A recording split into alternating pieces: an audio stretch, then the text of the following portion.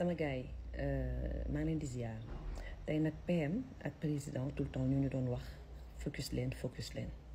kon aujourd'hui dama bëgg ngeen ñëw ñu àndandoo waxandoo leen ñoom nañ focus parce que ñoom nañ dénk lépp te ku ñu jox lépp nag boo mënta doxal ñi la fal du ñu xam sax fu ñuy taxawee. daanaka ñëpp xam nañ ni état continuité la moo tax nag tey aujourd'hui bu ñu gisee gouvernement bi di am taxawaay bu am solo te liggéey yi nga xamante ni ñu ngi koy def di ko yeggali c'est très bien parce que Sénégal moo soxla te état noonu lay def xool li nga xamante ni baax na ñu jël ko li baaxut du génn ko teg ko nee sauf que tey amul benn réalisation boo xamante ni mën na fës yenn fës yi waaw te tey bu ñu leen seetaanee de bëgguma ngeen bokk ci gouvernement yi nga xamante ni dañuy ñëw di wax waxu chiffre rek di liggéey di def chiffre effectivement mais population bi am na fu muy bëgg a déggee bu fa déggeewul rek dootul gisati li nga def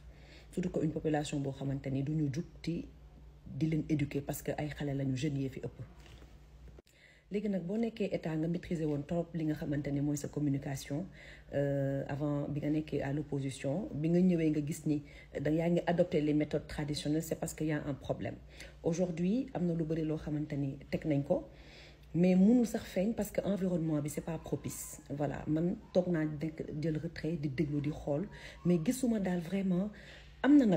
mais il y a des actions qui sont posées mais vraiment je pense que ce sont des actions assez insignifiantes parce que réew nag pour nga mën a liggéey sérieusement il faut maîtriser ta jeunesse il faut maîtriser ta souveraineté éducative c'est important sans l'éducation mais on ne peut aller nulle part et aujourd'hui on ne peut pas asseoir en fait li nga xamante ni mooy la défense de la souveraineté bi nga xamante ne président mu ngi koy jaay fépp la souveraineté numérique mais aujourd'hui je pense que il faut que ñu xoolaat suñu éthique c'est important suñu ay valeurs parce que aujourd'hui on est en train de corrompre notre jeunesse on est en train de vraiment corrompre ce legs bi nga xamante ni ça ne nous appartient pas parce que oui on a une éducation boo xamante ni elle est importée dommage que léegi nañ koy xam bu ñu si daan nekk ñun nekk xale doo ko gis mais c'est après que ngay xam ni vraiment effectivement li mag ñi wax que dafa am que roy bi bëri na parce que xale yi dañuy dem ba duñu amati repère moo tax foofu laay terminer ci balaa vidéo bi di jeex parce que dañ ko doon defaat nii ndax dafa doon dagg ñu mun ko def benn wala ñaari vidéo yu 15 maximum voilà yu 15 minutes quoi. Peut-être qu'aujourd'hui le Sénégal n'est pas vraiment en crise mais nos sociétés sont en crise notre jeunesse est en crise l'éducation est en crise et les réseaux sociaux pour couronner le tout en fait exposent nos failles. Il y a eu un problème, il y a eu des failles, il y a eu vraiment quelque chose qui nous a échappé mais lan la l'éthique se perd, les comportements se dégradent et apparemment ça ne dérange pas grand monde et aujourd'hui en fait il faut qu'on puisse asseoir notre souveraineté mais éducative. On a un héritage à léguer. Il faut qu'on puisse maîtriser en fait notre langage suñu aada ñu maîtriser suñu cosaan parce que société bi comme ni ma ko doon waxee sànq dafa jaxasoo kenn mënatul gis sa bopp ci société bi te déjà l'environnement en fait n'est pas propice dëkk bi dafa da ngay mel ni ko xatte sa propre dëkk en fait da ngay mel ni ko xat kon je pense que état bi bu mu ñëwee woon li mu waroon njëkk a def rek mooy jéem a def tout ba nga xamante ni slogan jub-jubal jubbanti dañ koy porter ñoom ñu doxal ko dans le long terme parce que aujourd'hui sensibilisation ci kii la bokk ci éducation la bokk te dañoo nekk ci réew moo xamante ni mag ñi comme xale yi ñëpp nañ war a sensibiliser ndax yenn saa nga gis yu yaradiku xale def ko waaye yenn saa nga gis koo xamante ni moo ko war a yar def lu pire que lu xale bi di def kon xale boobu kan mooy nekk repère am kan moo tax nag tey carte gi bu jaxasoowee nii xale yi dootuñ gëm nit ci àdduna moo tax le président et son premier ministre vraiment ñu ngi leen di jaajëfal monsieur le président vous avez en face de vous une femme qui a beaucoup de respect pour vous je vous l'avais même dit mais là je le répète parce que damay def benn pause tuuti rek avant de reparler du slogan parce que je pense que monsieur le président ñu ngi dem rek mais peut-être que toute la nation a oublié de vous dire merci d'avoir accepté aujourd'hui d'être le premier du premier merci aujourd'hui d'être le président Bassirou Diomaye Faye parce que amaana nu mu demee nii bu dul woon yow rek dina gën a jaxasoo kon yaag PM dafa am loo xam ne moo leen lié dafa am loo xamante ni c'est comme si vous étiez des frères d'armes wala des frères de sang et aujourd'hui tout loolu yëpp dafa boole lié leen ci kaw li nga xamante ni mooy l'espoir de tout un peuple voilà yéen ñaar da ngeen ko porté ci vraiment man je pense que on a la chance de vous avoir vous comme président parce que nag bu dee en fait même étant PM c'est difficile pour monsieur Ousmane Sonko aujourd'hui de vraiment de gouverner ah kon ça veut dire que bu nekkoon président kon te amul les hommes qu'il faut ça allait être vraiment une catastrophe mais xam naa ni yow du metti ci yow parce que tu as l'homme qu'il faut monsieur le président aujourd'hui le futur second de Sonko laa yërëm kan moo nar a dynamique kan moo nar a mën a porter sa vision kan moo nar a mën a porter cette vision parce que la vision de monsieur Ousmane Sonko avant d'être le Sénégal ça a été vous monsieur le président ti foo yëg ak foo yëgul le PM en fait je pense que amul dara lu koy mën a bettati ci àddina waaye carte ki bu joxe soowee nii je pense que dina ko bett te dinañu bett tamit te li tax muy metti du waxu politique nag vraiment lii politicien mënu ko dégg il faut nga humain il faut nga xam ni vraiment que des fois en fait il faut que ñu taxaw tuuti waxante à cœur ouvert pour que ñu mën a passer à autre chose c'est voilà la démocratie que moi je veux aujourd'hui monsieur le président je pense que c'est pas facile pour vous mais c'est pas facile aussi pour le PM et c'est pas facile pour nous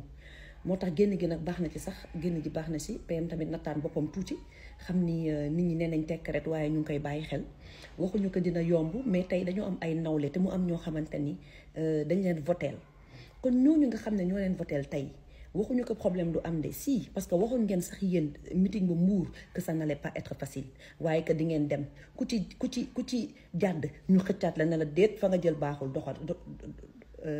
doxalal ñëpp tàccu yuuxu aujourd'hui vous êtes mis à l'épreuve kon nangu leen épreuve bi parce que épreuve bi du pour yéen kese épreuve bi daf ñuy wan ñun est-ce que nit dina mën a ànd ak nit ci dëgg parce que Sénégal nag dañoo soxlawaat am tuuti espoir dañoo soxlawaat am benn vent un nouveau vent ñu mën a respirer ñu mën a gëmantewaat ñu mën a bëggantewaat te président loolu ci yow nañ ko yaakaar ndax dëkk bi jaxasoo na jaxasoo boo xamante ni ku dal rek moo ñu doon arrangé kon choix wu PM mi nga xamante ni ñëpp xam nañ problème bi duñ ci ñëwaat mais le fait que mu porter un choix ci yow te j'en suis certaine que am na ñeneen ñu taxawoon kon il faut ñu bàyyi xel lépp monsieur le président parce que système du ñenn lu dul ñenn ñi nga xamante ne dañoo bëgg a tirer profit seen intérêt ñoom individualiste lañu ñoom maanaam ñoom ak seen ñoñ ñi doxal rek na loolu dox loolu mooy le système te loolu dina am seen parti système sax day am ci kër yi waaw jaxasoo day am ci kër yi ñàkk déggoo sax day am ci ñaar ñu bëggante mais est-ce que loolu tax na sëy je ne pense pas papa yeeg mère yi du ñu jóge mukk ci defat ay sëy parce que waxtaan ba juboo nañ wax rawatina nag vraiment mu nekk ñaari nit yoo xamante ni espoir la réew ay âme 18 millions d'âmes am ci ñoom même ñi nga xamante ni voté wuñu tey en fait ñoom sax nañ war a gars yi dañoo war a gën a liggéey pour fédérer leen voilà ñu def benn trêve waxuñu nag bu kenn wax sa soxla on ne peut pas avoir le monopole maanaam nga nekk fu koo xamante ni en fait yow rek yaay wax wala keneen du wax déedéet loolu moom kenn mënu ko am mais li ñu mën a am mooy tey je pense que kenn warul bañ critique parce que une critique constructive une critique bienveillante mooy tax nit di avancer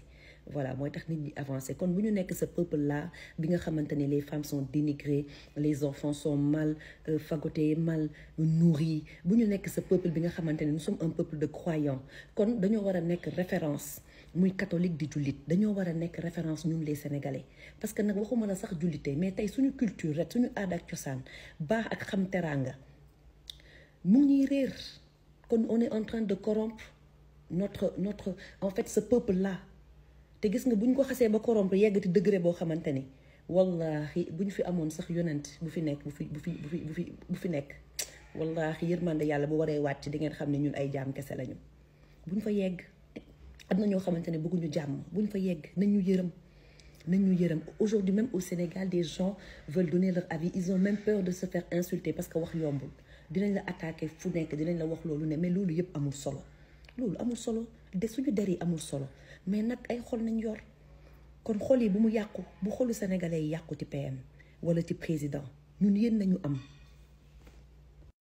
léegi nag balaa ñuy mën a tëj ñu daal di waxtaanee li nga xamante ne mooy problème yi am ci hôpitaux yi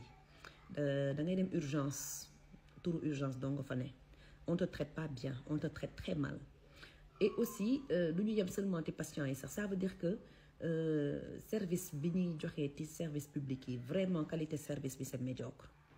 les Sénégalais le savent dañoo xamul nu ñu leen di def rek yéen ngeen foo ne que nit ñi duñ leen wax dara wala mais loolu àq la sama gars yi àq la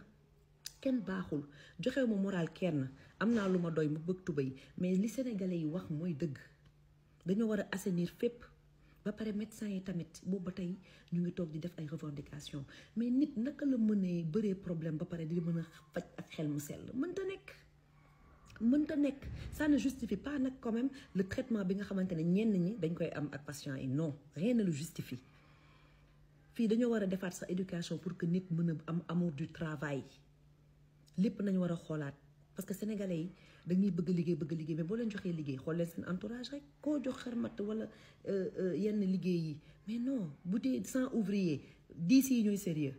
bu dee 100 chauffeurs 10 yi ñooy sérieux mais faut pas qu'on soit du nombre vraiment des perdants non am nañu élite nit ñi fii macha allah les sénégalais quand même sont instruits sont cultivés mais pourquoi ça ne se reflète pas sur notre mode de vie c'est parce que amuñu éducation bu base bu baax lii rek mooy dëgg bi du neex a wax mais lii mooy dëgg bi agression yi ci réew mi ëpp na te aussi dafa am benn genre mal-être Pastef mooy tey erreur bu ndaw boo ko defee sax dañuy bëgg appliquer automatiquement ci yow mi nga xam ne yaa voté Pastef jubal jubanti c'est très bien mais quand même li ba war a équitable parce que même ñi nga xam ne dañuy jubal yenn saa ñu juum bu ñu fayantoo te bu ñu en fait dugalaat suñu bopp ci beneen guuta boo xamante ni duñ fa mës a jukk le Sénégal a besoin de se relever le Sénégal a besoin de sa jeunesse le Sénégal a besoin de vivre dans une cohésion sociale adaptée pour vivre sainement dans un cadre sain sans savoir pas de foi solide sans éthique pas de société stable et sans transmission pas de futur kon nag on n'a qu'à se concentrer sur l'essentiel gérer notre communication, gérer notre éducation, se respecter, aimer sa patrie, sensibiliser. Il faut aller sensibiliser, aller à la rencontre des Sénégalais. Nañ dem gisanteeg ñoom saafonteeg ñoom du tee nag ñi war a liggéey di ñu liggéey parce que nag nit ñi xaar bi yaa ma gën a xam Sénégalais yéen a ma gën a xam sax Sénégalais yi voilà te ñi nga xamante ne boobu ba tey ñu ngi toog di ci jàpp yal na leen yàlla defal jàmm yàlla taxawu leen. voilà kon nag je pense que fii nañuy yemalee vidéo bi di ñaanal PM bu baax a baax di ko masawu tamit li nga xamante ni dund na ko te aujourd'hui sax man je pense que c'est un pari gagné parce que tey man daan na moom du ma woon neex sax bu nekkee dañuy ñëw rek en fait def seen loi sans waxtaan kon c'est pas le Pastef que je connais c'est pas le Ousmane Sonko qu'on connaît. Mais aujourd'hui aussi il y a des réalités mooy faut pas que en fait le PM vraiment mu gën a mën a épuisé wu parce que il a tout donné pendant des années moralement il a donné de sa personne ainsi de suite ba yàlla tey def lii kon tey c'est au tour du président de porter cet homme en fait pas seulement c'est pas parce qu'il vous a porté jusqu'à la République mais il vous a porté dans son cœur voilà vous êtes son choix kon nag yàlla bu leen dara tàkkale waaw def leen di ngeen daan def xuloo xeex xiiroo ŋaayoo après nag ngeen juboo voilà ñàkk waxtaan nag baaxul ci ay kilifa yuy ànd parce que su boobaa rek njaboot ba dina gën a féewaloo te yéen a war a stopper loolu yépp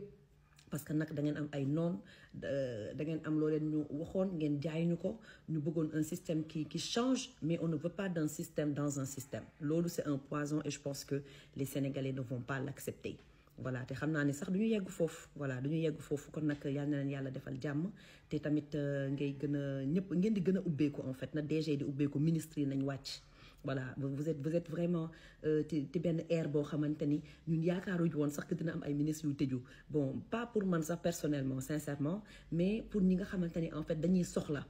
les Sénégalais n'ont plus besoin de connaître quelqu'un pour que seen soxla di faju wala di génne loxo ti poche pour que seen soxla di faju nit boo indee changement sa administration la war a njëkk a feeñ mais dans l'administration on note encore des manquements yoo xamante ne c'est à corriger voilà c'est à corriger kon da ngay alléger un peu vraiment ñu ngi la koy ñaan am nañ droit ñaan lañ ko ndax yaay suñu kilifa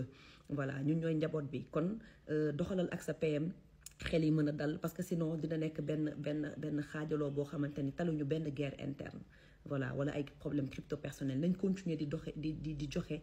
don de soi moo tax nag tey ma génn parce que waxee Sénégal yombul surtout que vraiment que dañoo adopté léegi benn femme boo xamante ni vraiment yàq der wax yàgg na fi sax mais dafa gën a ñaaw daal dafa gën a ñaaw kon waa cybercriminalité bu leen xaar dara bu leen xaar nit ñi porter plainte vraiment li nga xamante ne day atteinte aux bonnes mœurs yéen xam ngeen ko kon boo leen ko déggee da ngeen ci war a dox mais ñu dem ci sensibiliser voilà dem ci sensibiliser di waxtaan ak nit ñi tey nit boo koy jàpp sax da nga ko war a jàpp dans le respect dans la dignité ça ne sert à rien de piétiner la dignité de quelqu'un te Sénégal ñun loolu dañ ko mën kon nag maa ngi di jéggalu di leen defal jàmm di leen defal sutura bu baax a baax di leen ñaanal sutura bu baax a baax